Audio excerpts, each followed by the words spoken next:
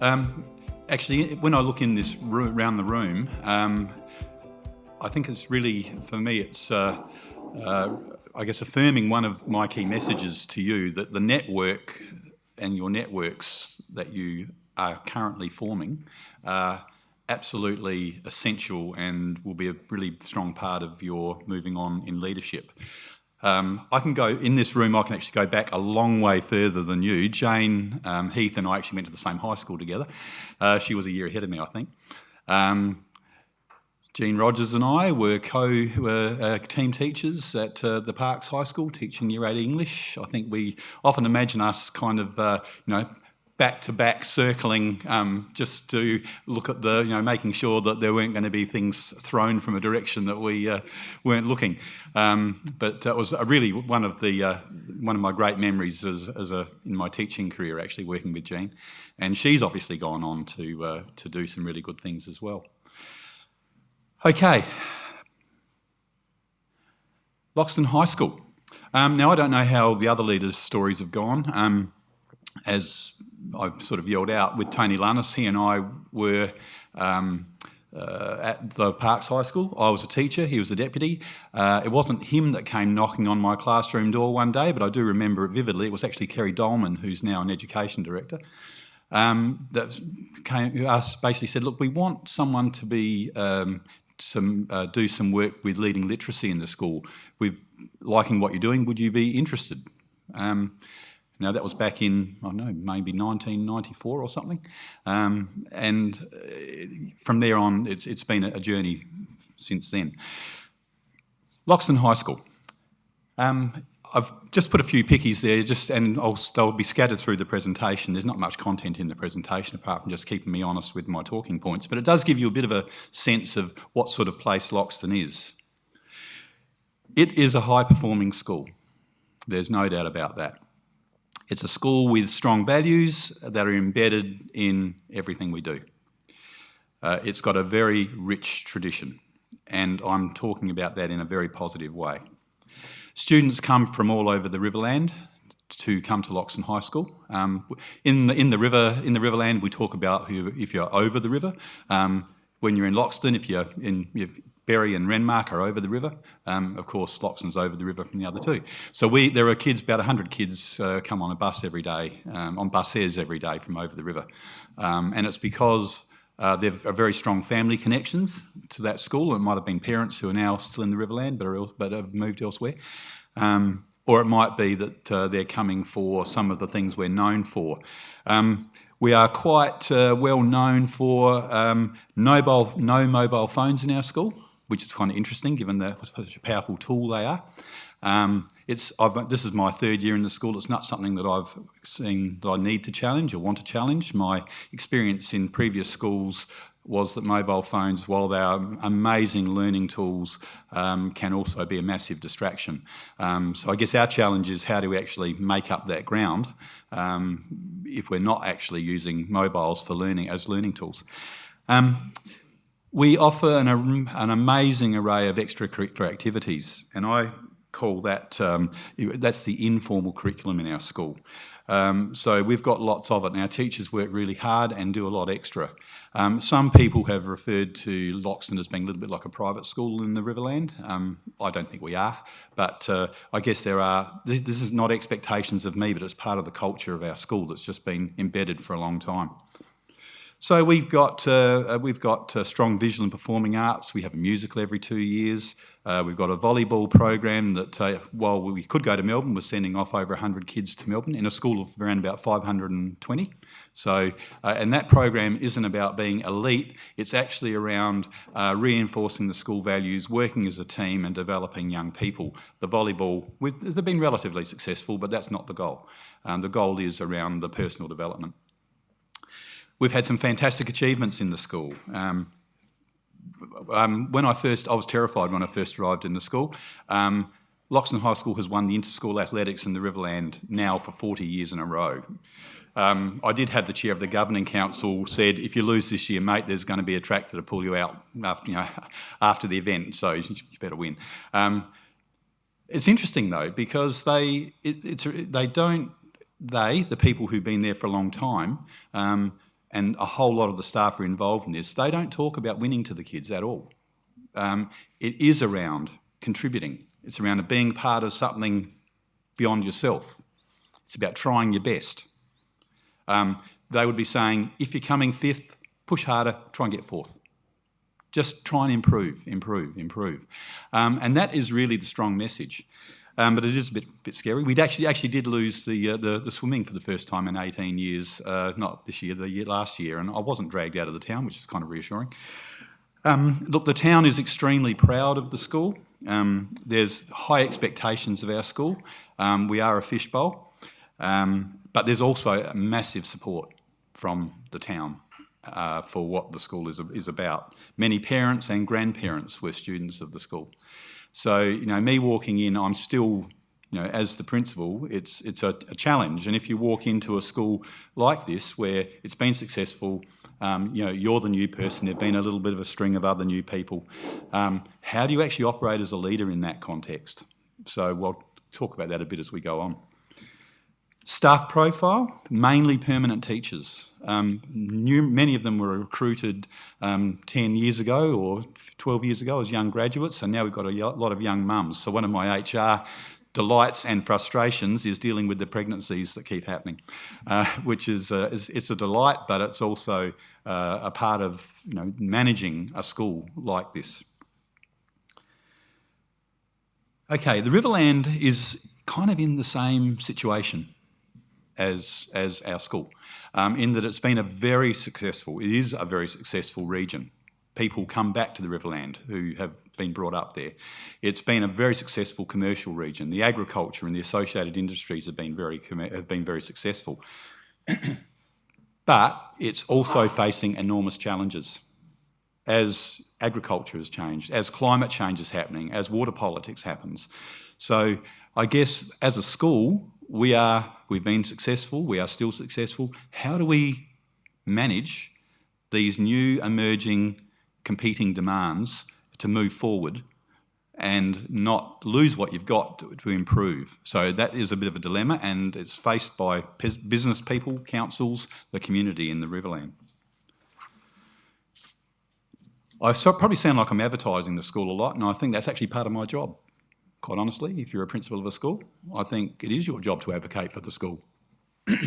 We should be saying we're doing a good job. We should be honest, but we should be acknowledging where the successes are. But there is room for improvement. So, for example, our school performance score, it's sawtooth, but in terms of it's been going up and down. It's slightly higher than what it was 5 years ago. It was a 0.48 in 2016 and it's 0.49 now. So we're not in that high category yet. We're working hard, but I was a bit disappointed we didn't sort of make that leap this year because of the work we put in. But I think there's probably more complications around our senior secondary that's accounting for that. NAPLAN component, sawtooth. Again, it's not something that we haven't been able to get an improvement in our literacy and numeracy and to sustain it. So that's a challenge. The senior secondary component of our school achievement score, our school performance score, a decline from 0.69 back in 2016 to 0.61 last year. And we're actually redeveloping our SASPA improvement strategy to look at that because that is largely the secondary component that had the issue. For our challenge for literacy and numeracy is to break that sawtooth pattern. We've got a clear literacy strategy and we've done some very good work, I think, over the last 18 months around reading. Very targeted, very specific. We've got our English faculty being the heavy lifters and we've got whole school teacher responsibilities as well. So, we're optimistic that we're on the right track and we've got to build the momentum with our numeracy. Change is happening. I guess my role as the leader of the school, how do we manage it? Our SASPA completion been about 98%. We did get up to that 100%, but that was, I think, under the old world. It's dipped actually last year down to 95%, but there's something we actually did that's led to that, in that we've changed our way we use our deadline policy. So that I guess, the drafting and redrafting and redrafting and redrafting and redrafting, where we were starting to question what's the student's work, what's the teacher's work, we actually did tighten that up. And yes, it did lead to, a drop. I'm not happy about it. It gives us a challenge, something we've got to do about, but we've got to work on it. Okay, so I guess I'm being fairly honest with this. A really interesting one for us, or two things, and it's talking about change. Students needing to complete their SASE with VET has increased from 29% in 2016 to 44% in 2019. So what does that mean? Does it mean that our kids aren't successful in their subjects and actually needing to draw on VET, or does it mean that kids are actually working out alternative pathways and are using VET to get there? So that's a question which we're working on. We're a school that has prided ourselves on university entrance.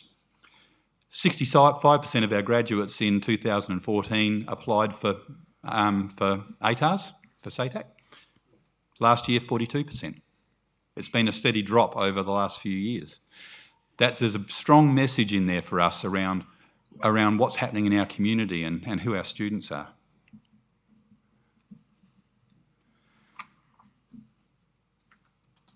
So as the region is changing, adapting, we've got to as well. Now, I guess the theme that Peter's given me is facilitating the collision of ideas, and so I thought, what do I do with that? But the more I thought about this presentation, and as I go through, in fact, that's what's happening. That is exactly what's happening in our school, and probably in most of your schools as well, I'd say.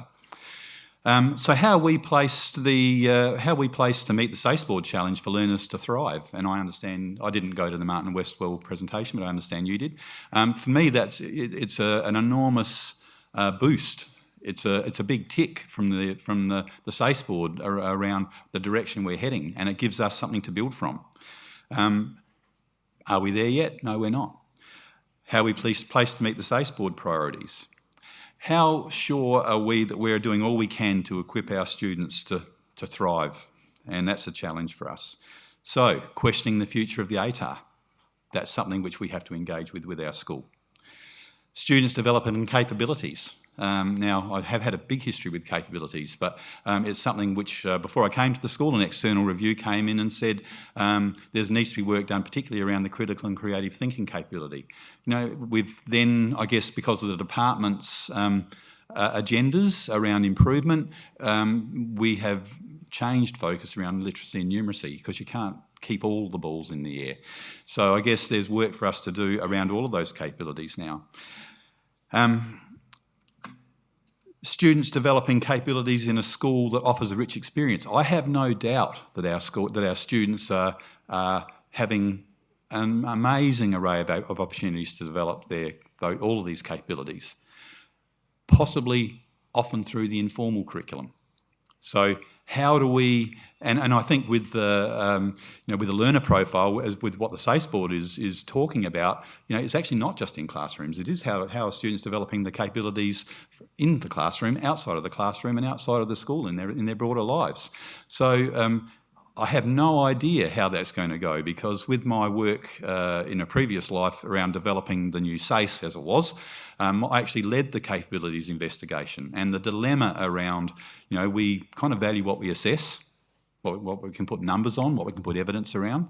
Where is that high stakes level of capability measurement? And I know that Jane's school has done a lot of work around this, as I look with you back there, Jane. But it is a challenge. It's a challenge for us. How are we going to do that? I guess for us, the Year 7s coming to high school is a massive opportunity, because we are successful. Where is the impetus for change? Now, for us to say, can we keep doing what we do with Year 7s in the school? The answer for us is very clearly no. We don't have enough kitchens to do home ec with Year 7s as we do it in Year 8. We don't have enough workshops. We don't have enough PE spaces to fit them. So there's a practical problem, and in terms of organising of leading change, actually establishing a sense of urgency is actually really important. So that for us is a sense of urgency, which will lead us into that bigger conversation around the more kind of amorphous, abstract capabilities. So we have actually formed a curriculum review team, and this is where we're going to get into the collision of ideas. We've developed the scope for the review. We've focused on, we had to work out who we're going to focus on. Is it 7 to 12? Is it 7 to 10? Is it 7 and 8? And we decided 7 to 10 because probably the SASPA was, given our time constraints, was a bit too much. We consulted, and we actually did buy in a consultant to help us because with COVID we got sort of behind our timeline, and that was actually really useful because they gave us lots of help with processes, lots of help with analysing data. And we actually had 5 key messages that came out. Our students and our teachers were saying they want to make learning real and relevant, they wanted to activate learning, they want to live life to the full, they want to change our menu, and they want learning out of my box. So, stretching the kids and what they're actually used to. We investigated other schools. We've developed 8 prototypes for potential, I'll call them mud maps of curriculum we could potentially use. We've pitched them to staff. We got feedback, we didn't vote. We've refined those prototypes. We've got 4 that we've refined them down to, and none of the 4 are copies of any of the original 8. We've done a preferential vote, not because we're deciding which one, but we just want to get a sense of where the staff were thinking we could be going. Now, battle lines start to be drawn when you look at this. In a traditional school like us, a successful school like us, and you start talking about interdisciplinary learning, then you have people who want guarantees it's actually going to improve things, not take things away. And when you've got teachers who are highly skilled, been in the school a long time, had very good results, it's quite reasonable. They should be asking questions. So I guess I'm consciously not allowing myself to become defensive, and I'm sort of battling with the executive team to help them to see we don't want to be getting into a position where we're drawing lines. And it's actually around continuing the conversation. So in terms of how you deal with this clash of ideas, it's planning your processes so that you're not getting people to form their opinions, to stake their colours to the mast. And I've actually used a lot of my experience with the SACE review, which took place over a very short period of time for a SACE review. It was about 3 years.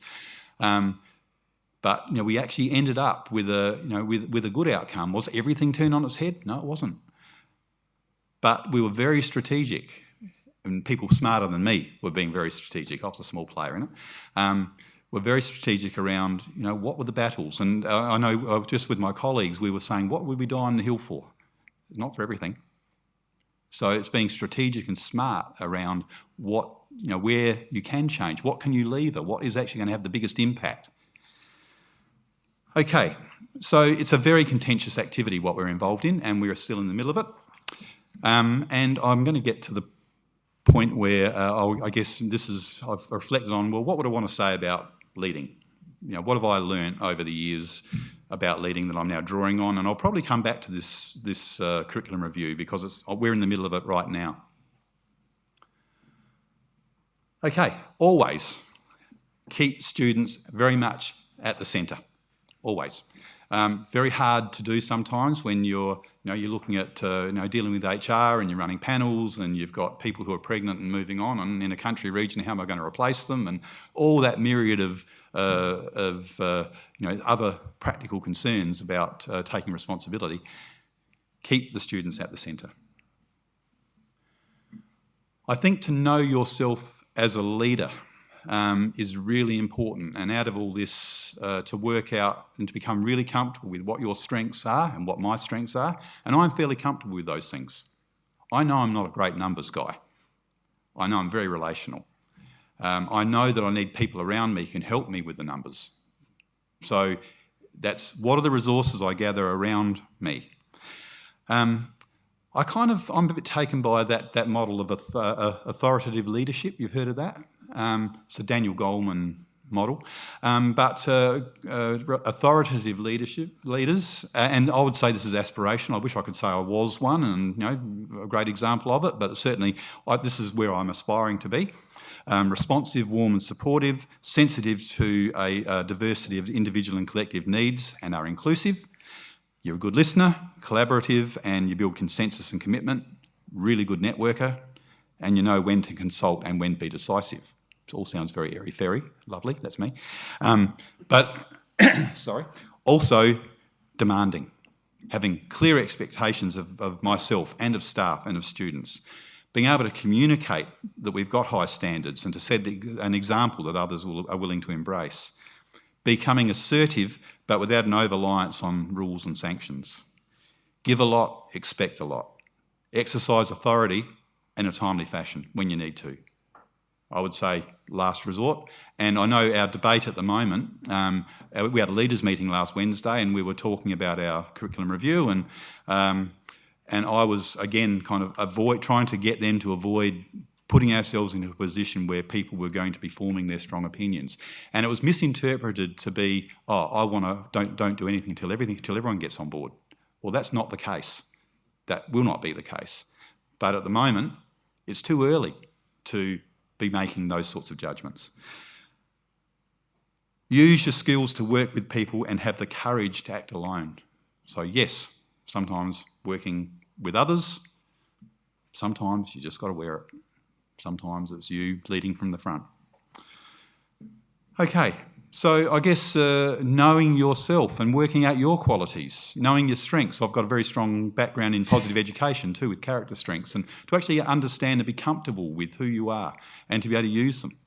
And to not beat yourself up when you're not so good at something which you know you're not good at anyway. You've got to work out how you're going to get better at it and how you're going to resolve the issue, but to not get stressed about that. Know our school. You've got to know your data. You've got to know your community and what the history is. Doesn't mean you have to stay in the history, but you've got to know where you're coming from. And I would say more so. I mean, I'm a city boy. First time I've ever been working in the country. For me, it's a massive learning experience. And the local farmers and orchardists take great delight in sort of laughing at me and saying he doesn't know anything. We'll tell him, but because I'm actually quite interested in learning. They are happy to teach me. So it's it's an interesting place to be, but you actually have to understand your community. And we did have other external review recommendations. So we did have a direction around building the capacity of teachers to embed critical and creative thinking, which I did say already, within a year, we were doing, I think, making some really good progress there, and it is actually happening. But in terms of what we got driving, it was a conscious decision to say, no, we're actually going to have to now readjust our focus, so to be flexible. We had to consolidate our whole school approach to the use of ICT. I walked into a school that had $50,000 surplus in the res. They had just built a brilliant new facility, library extension, Year 12 facility. They'd borrowed a bit, but we didn't have any money left in the bank. Now, that's been a massive challenge for me. And IT was put on hold. We did not. We've got desktop machines that would have been in Noah's Ark. We've had teachers have had laptops that whenever they go to professional learning with colleagues, they're just embarrassed. How have I been able to use the budget to get the funds to do it? And it has been through staffing. So my final point is going to be work in the black. So it's been hard decisions, really hard decisions, and hard messages for people. And this year, I guess, and with the industrial dispute last year, an enormous focus, sort of put onto workload, which is something which I've got to be managing. Okay, know how to be resilient. Now, as I said, a pos ed sort of background person, there are things we can do to be resilient. It's not just a natural trait. There are strategies we can use. We can teach our kids. We can teach our staff. We can learn ourselves. Because resilience as a leader is, as the principal, is next level. Peter said I was a deputy at Mount Barker, which is where I was actually one of those people who initiated the POSED program there. And there were some stars that aligned that it kind of fell into our laps, which was a good thing. I wish I could say I fought hard to get it, but we didn't. But Warren Simons, the principal, and I, and Jenny Cook, who's now there as the deputy, and a whole lot of staff fought and worked really hard to make best use of that opportunity. Before that, though, I was assistant principal at Ranella East High School. In between times, I spent 6 years in the department, and I'll talk a little bit about that, I think, as well. So along the way, I've had to learn how to actually be resilient, how to know how to be confident when the going gets tough. Now, I call it the principal sleep. Probably, you wake up at 3 a.m, and it's not necessarily that you've got, a big problem to solve, but there's just all sorts of things going through the head. So when you are in these cycles of how do you stay confident that you know that you can get through this and you can have success and you are going to make a difference, and it is actually through challenging yourselves. And when I look back through my career, even back from the parks, when Kerry came to say, would you be interested in being a literacy coordinator? I thought, I have no idea. No, I only ever wanted to be in a classroom. That's all I ever wanted to do. Wanted to teach English with Jean. It was great. We're having fun. But from challenging myself and then going to another school. I have seen people who've struggled with this, where you've kind of grown up into a leadership position and an internal position in a school, and suddenly you are now going outside and you're applying for a job and winning a job in a different school where they don't know you. And they don't know your history, and people don't immediately trust you. So how do you stay confident and you build up the resources to be successful in that sort of situation? And I would say you actually have to know your inner resources, and you know that because of the challenges that you face. And I suspect that because you're all sitting in this room, you're all probably in a similar boat. You're probably people who aren't afraid to take on challenges. You're probably people who you do know yourselves and you know your skills. But I think when you move to that next level where you don't have the mentor as the principal, you've got an ED as a mentor, by the way. I'll talk about that again too in a little while. How do you actually make sure you've got the confidence to get through those challenges? Back in the parks, actually, I developed a little sort of motto for myself. Back when Bondi Beach, I think, was famous for having some sewage floating around on it. And I said, like leadership then is a bit like surfing at Bondi. If you wipe out, you're in the crap. So the idea is you don't wipe out. You keep your balance. Yes, you might stumble and you have your falter, but it's actually really important to get back on the board and keep surfing. Okay, I'll move on. I've got 10 minutes left. If you did 10 minutes more, there wouldn't be any time for questions. Okay, know your staff. I think I've talked about that a fair bit. Actually knowing who they are. I would say giving staff autonomy and giving leaders a chance to lead, identifying the right people to put them into, to actually take on leadership, to develop those skills. Strengthen your leadership team and staff because they're the people who are around you.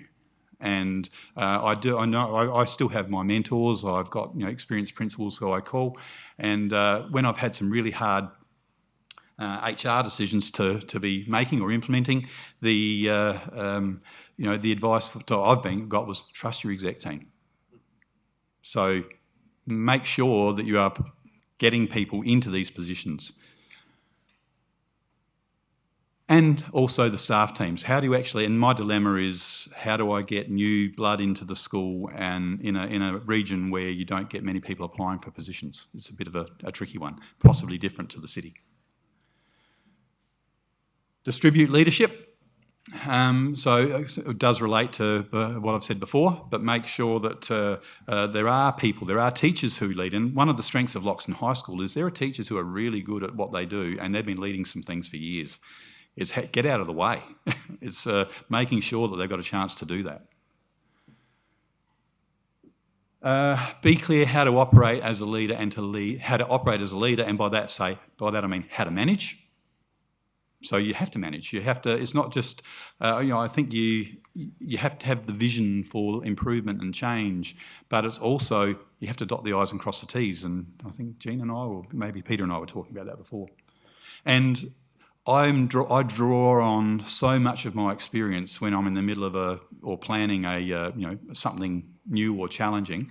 This whole curriculum review thing for me is, I'm drawing on my SASPA review lessons, and it's actually led me to change, to adapt, to flex. I think the fancy word now is pivot. Yes. Yeah. Yes. Got it. Yep. So it's to pivot when you need to. So that's something which you just need to know how and when to do that. Almost there. I've introduced myself as a person who is a relational leader. Building your networks. The people you are with here today may well be some very important people in your lives in the next 5 years. You may be calling them. They may be calling you. You may be calling Peter or Jane or any of the other principals who you've met. But also build connections through the community. And I know this. We all are aware of this, but schools, I've found, are not very good at actually letting other people in. I don't know if you all agree. Your schools might be terrific. I've certainly got some learning to do. I don't think I've been in schools where it's become a part of our mainstream way of operating.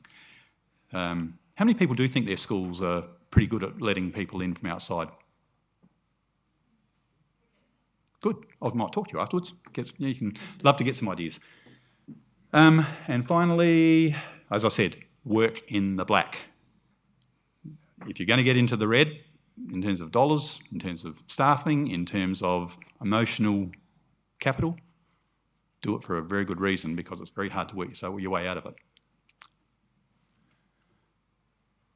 Okay, that's my leadership story. I have spun through fairly quickly, but are there any questions? I'm sure there are. And while the group is, thank you, Tom. I was just going to say, while the group is dreaming the questions up, you mentioned a term that Tony used this morning as well, and we were very interested in it, and that's that concept of levers for change. Mm-hmm. So I just wondered, Tony sort of, responded to that question. I think we'd be interested in your view as well. I'll give you a little story. I'll try and keep it really brief. But I was one of 6 people in a room when the Labor government won an election where reviewing the SASPA was one of their policies, and it was actually with Nancy Shapelius, who was the leader of our team, and we were sort of scratching our heads. We were basically, the government was saying, "So how are you going to review the SASPA?" We said, "You will. How are we going to do it?" One of the things we did, we got an academic by the name of Chris Goldspink, who at that time was working at UniSA, and he was a systems specialist. And we had a couple of days and a whole wall, which we had brown paper all over, mapping out how does the senior secondary system work? What drives what? What are all the bits? And we did an affinity sort of diagram. Which of these things go together? And then you put an impact layer over the top of that. What affects what? And we actually mapped out what were going to be the key strategic things if we actually wanted to drive a system which was pretty comfortable to review itself and to actually change. What were the levers we would pull? And that was behind how we then developed, I guess the original position around what that SASPA review would be. But it still came back to, even when that was there, and I did say before, what are we going to die on the hill for? So, and it actually was the PLP. There'd never been anything like it. It was the research project, and the original version was an extended learning initiative. But the idea of that was kids having chance to follow their passions. But then when it got into the broader educational community and employers and universities and independent schools and whatever were there, it became more of a, how a kid's going to research, a bit like the International Baccalaureate Research Project or extended essay. Performance standards. We didn't have a statement before about what A's were. It was in their collective knowledge of the teaching profession. It wasn't ever put down. So that was a key. They were key levers for change. So I guess what are you going to pull to get the changes over there? Because probably it's not going to be the direct result of what you're actually aiming for. That answer your question? Yeah, I'm just curious about the curriculum review and sort of how you separated, like, was the philosophy developed prior to that, or was the philosophy intertwined, and sort of how the values and things came out of that? Was that all part of the same beast, or? Yeah, we knew we had to do a curriculum review because we know that our current structure for Year 8s, we cannot deliver for Year 7s. So there was I didn't talk about the Cotter model for change, but it's kind of one of my favourites, where number one is establish the sense of urgency. We have to do something. We then, as a group, we talked around what could be the scope of this. And we thought, well, we want to ask our learning community a couple of very basic questions. What do you want to learn? Or as the families, what do you want your children to learn? Or as teachers, what do you think children should learn? And we got a massive amount of data. It was actually all on stickies, all on a wall, kind of, about it like that. And we read every bit of it. And out of that, we developed our defining principles, which give the directions. Is that answering your question? Okay. Yep. It gets you so far.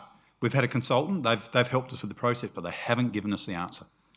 That's still our battle. That's still what we have to work through, and we're in the middle of it.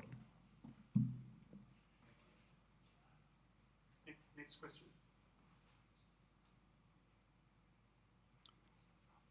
Oh. Yep. You said that your percentage of kids going on to uni dropped from 69 to 45%. 42, I think. I guess understanding the context of your school and its location, is that just a reflection of kids choosing a pathway that's in line with their family history and staying in the local area and working in that local industry? Yeah, I mean, I think it's some data we have to get our heads around better.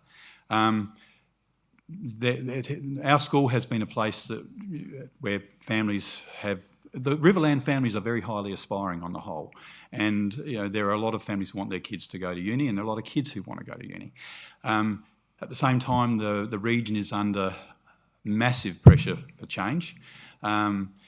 If you actually drive from along the freeway to Tailem Bend and then go up the Karoonda, the road to Karoonda and then through Loxton, there is town after town that's not there anymore.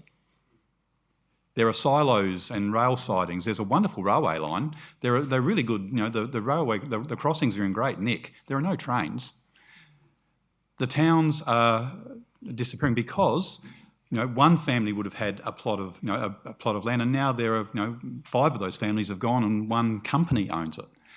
At the same time, you've got the I guess all the water politics, and people are ripping out their stone fruit, ripping out some of the vines and sticking in almond trees, which is interesting to me because almonds fetch a great price, but they use as much water as rice. So I'm not being critical around those decisions, but so I guess the region is changing, and the kind of employment in the region is changing. I think there are less trades. So what's happening with these kids and what are the emerging areas of employment is something which we really have to get our heads around. And we're not the only ones. The region is trying to get their head around it. Probably didn't answer your question very well, but.